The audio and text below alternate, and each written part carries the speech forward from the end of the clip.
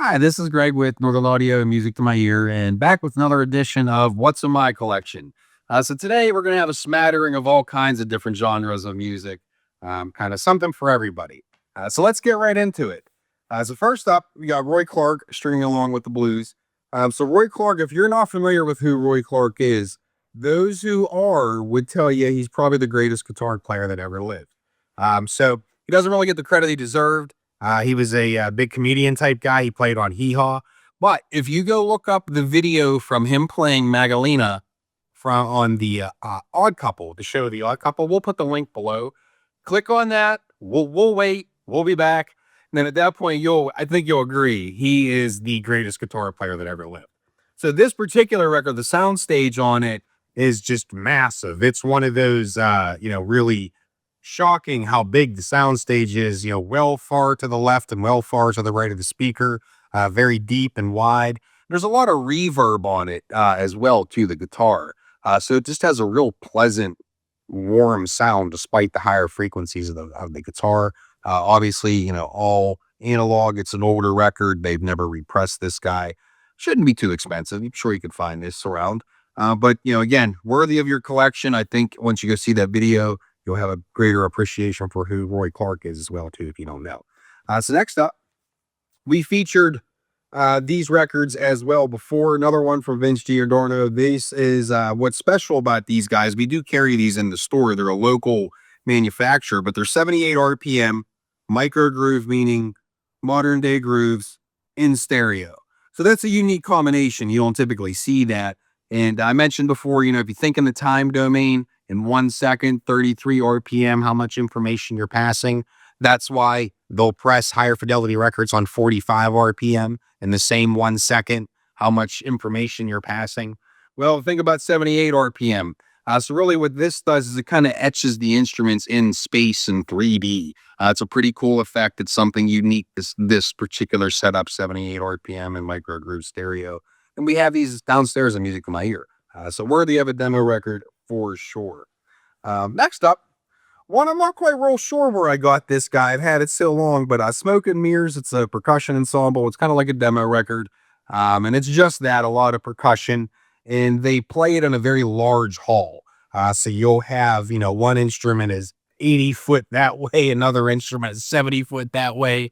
And the soundstage that it creates, just the massive scope and size. It's very church-like as far as the reverb that it creates. A very cool record. Like I said, just a really, really big soundstage. It's impressive. Demo record, one to have in your collection if you run across this guy. Next up, moving on to some more regular music, if you will. So if you don't know this record, blowing your mind, this is a Van Morrison record. You may know the song Brown Eyed Girl. This is the album that it comes off of. But this particular pressing, the Sundazed pressing, and we'll put all the links below for all the Discogs links for what these particular pressings are. But this particular Sundazed version is absolutely incredible. It's just so present and alive in the room. It's like Van Morrison's band is there with you, particularly the song TB Sheets. You can actually hear that on digital. It sounds really good digitally recorded just the same. But like I said, they did a really, really nice version of the Sundazed one. Not that the other ones are bad. It's just that this definitely has a special quality to it. But demo worthy, good music, albeit TB Sheets in itself is like a 10-minute long song. So it's just, one of those let it play, especially the whole first side of the album, really. And then it ends with TB Sheets. So good demo record, good music, one to put in the collection. Next up, you may have seen this one around. It is started climbing in pricing. I think the word is out of how good this sounds. It's the Chrysalis label. Really, they don't do anything bad, but this particular Best of Blondie, this is an older release, all analog. Particularly, all good songs on it, but the tide is high. When you hear that on this, it's just so real. And the percussion and the instrumentation, there's a lot going on that you may not have realized is taking place in this song until you hear it this way. So if you run into this guy, you will still see it used in and around record stores. It'll come in, but it goes right back out the door kind of thing. Covers most of their big hits as well. So good music, but demo quality. Definitely pick this one up if you see it. Then here's one they released I think 2018 or so. So it's been a few years, but I just looked on Discogs. We were listening to this, and it's still widely available. So they did a heck of a job on this one here. If you know Tales from the Punch Bowl, this was probably their most commercially successful album that they've done. There's quite a few songs on here that will be fondly remembered by Gen Xers. So that being said, what's the special? What's so special about this album? So one, the bass, obviously Les Claypool, they do a really, really nice job of recording the bass. It's very quick and taut. It's not, flabby. Very good exercise on the woofers, especially if you have bass bins. And then obviously the drums, very deep and punchy.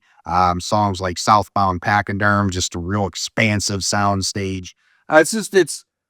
It's the definitive way I've ever heard the record. So definitely worth grabbing this one. It shouldn't be expensive. They're still widely available on Discogs. And lastly, so I'm sure people are going to see this right away and they're going to go, oh my God, I know that's a bad recording. I agree with you. This version, however, is the one to have. So this is actually let me make sure I don't say it incorrectly, the Louder, Faster, Heavier series, which was a 45 RPM series that they did. And on each record is only one song. So you have one song per side dedicated to 45 RPM, all four records. It is by far the definitive version of the record. It actually does have bass. And in comparison to, say, the original pressing, in my opinion, the original pressing has a lot of air to it, almost to the point it's unnatural. This sounds better. So if you're looking for a good sounding version of this record, this is the one to get. It's still available on Discogs. You'll pay a couple $100 for it, but albeit, like I said, this is the definitive version. So closing out, do a couple different forms of media for you. We'll skip to the cassette tapes. Yes, I said cassette tapes. So cassette tapes, that's a myth that they sound bad. It really has a lot to do with the type of tape that you're using. Like, for example, chromium, type 2 cassettes. Those are the ones that have the full frequency range and will still give you that analog sound to them. So if you see some of those tapes, the ones that'll have like Dolby HX Pro, those will tend to have a little higher frequency response. Point is, there's good tapes out there if you know what to look for. So they did some special edition ones of certain tapes along those lines that have particular tape formulations that you're using. So this was a special version of Massive Attack Mezzanine. This is the album that has the bug on the front of it, if you don't know this one. But this on cassette, darn close to reel to reel, I gotta say. This is one of those you put it on, and if you have someone who thinks cassettes can never sound good, this is one to show them. Well, I've had this at the store. Everybody I've showed, they were blown away with this guy. Like I said, for being a cassette, you really can't believe it. And then thinking of cassettes, so Pink Floyd The Wall, they never did Pink Floyd The Wall on a reel-to-reel. The next best thing is using the chromium dioxide tape, real 3D immersion, real immersive type soundstage. When you're, the sound effects will tend to go above your head and that's a quality you get with analog tape. And it's pretty cool to be able to listen to The Wall in that scenario with on analog tape and not have any frequency loss. They actually did it correctly on the chromium dioxide tape. And then lastly, a few of my favorite rare reel-to-reel tapes. So I don't think this needs an introduction. I know this has been redone a million times. Everybody has a pressing. Everybody has a thought on how it should be done. I know there's the speed was wrong and all that. There's certainly different pressings that have issues. Well, if I've said in other videos, when they do reel-to-reel tapes, and especially back from 1959, these were pretty much one-off rips of the master. They didn't really have all those processes in between, and we were still learning how to record things. So the quality on this tape, albeit a 7.5 IPS 4-track, is just incredible. You've never heard Kinda Blue until you've heard it on an actual original reel-to-reel tape. A lot of the issues that you hear on current pressings have risen from time, the issues that time itself can create with analog tape. I know the speed issue, things of that nature. This was before all of that. So this, in my opinion, is the definitive version. Well, maybe not. There's actually a 2-track version of this as well, but it doesn't have all the songs. So maybe second definitive version. But nonetheless, one of my favorite tapes to show people. Everybody knows what it is. And most people have never seen it on reel-to-reel tape. Sounds wonderful. And then another one along those lines that I like to show people.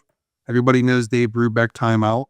So not only reel-to-reel 7.5 IPS, but this is actually the Japanese version with the Ovi pressing.